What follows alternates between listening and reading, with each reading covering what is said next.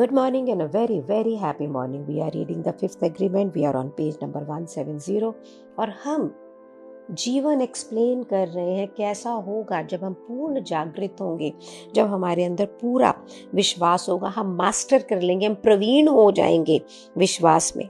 विश्वास किस चीज़ का? कि मैं ही प्रभु हूँ, मैं ही क्रिएटर हूँ और ये यूनिवर्स का एक अभिन्न अंग हूँ।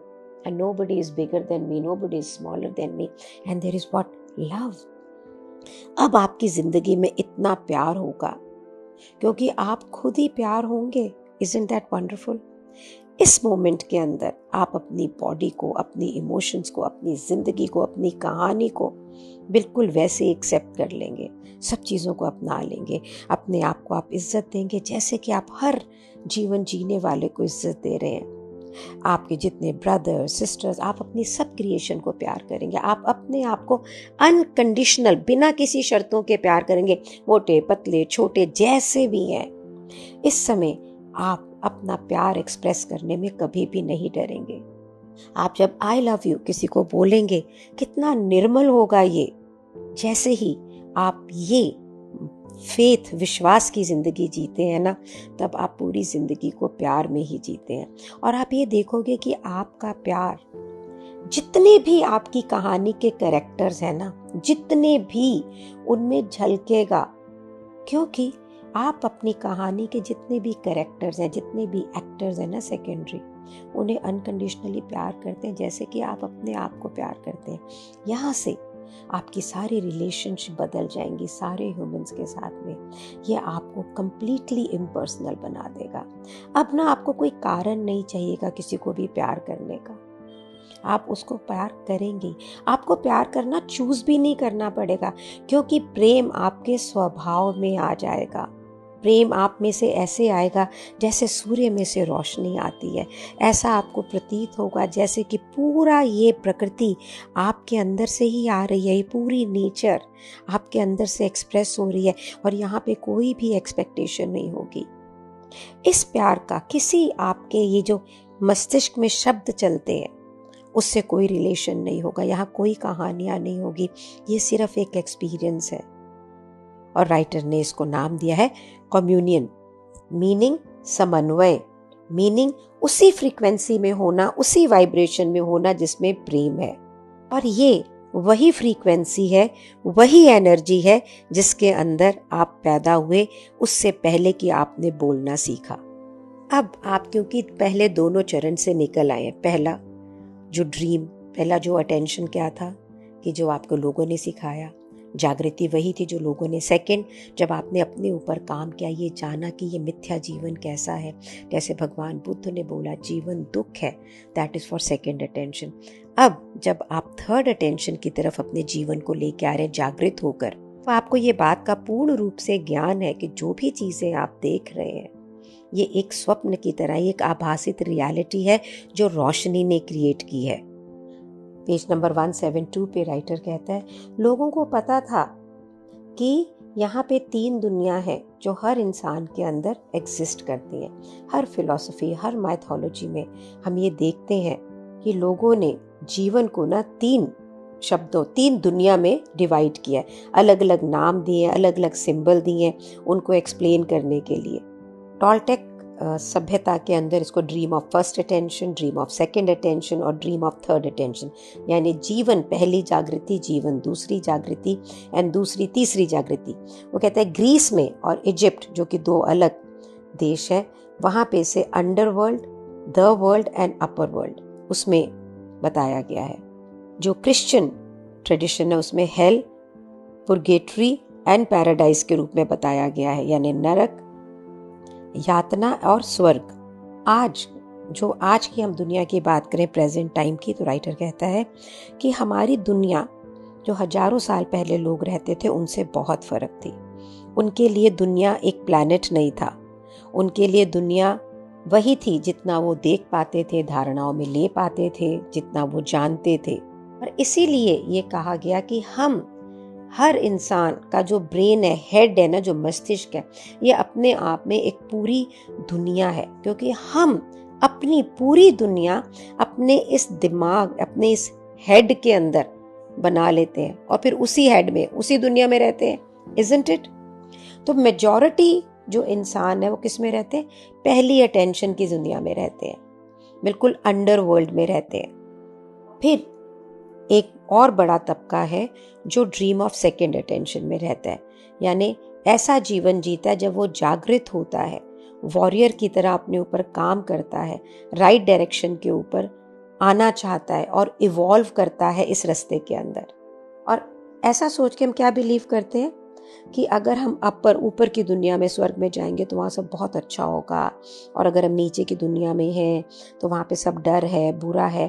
कहते हैं ऐसा सच नहीं है। तीनों दुनिया हर इंसान के अंदर है।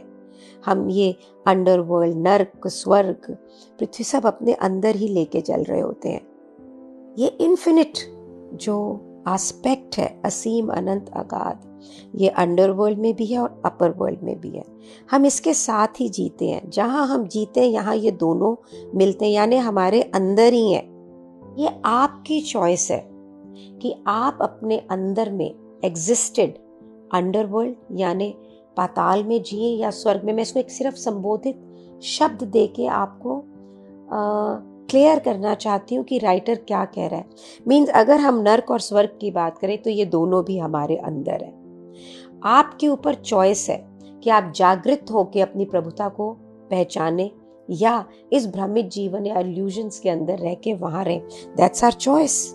जितने भी लोग जीवन जीने की कला में माहिर होते हैं ना, उन्हें ये पूरी सचेतना होती है कि ये हमारी चॉइस है, ये ताकत हमारे अपने हाथ में है। हम अपने जीवन को अपनी चॉइस से कंट्रोल कर सकते हैं और हर चॉइस का एक प्रभाव है, एक कॉन्सिक्वेंस है।